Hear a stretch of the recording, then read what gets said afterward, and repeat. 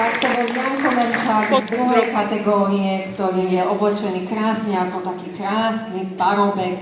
Jankovi poprosím od publika ešte jeden potlesk.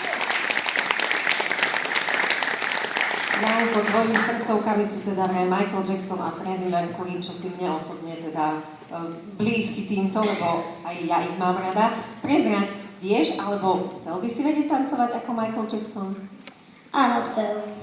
No Janko mi aj prezradil vzadu už odpoveď a pýtal som sa ho, či by nám niečo ukázal, ale pre dnešok si budeme musieť vystačiť so speváckým vystúpením, ktoré nám predviedol, za ktorému ďakujeme. To bol Janko Merčák z druhej kategórie.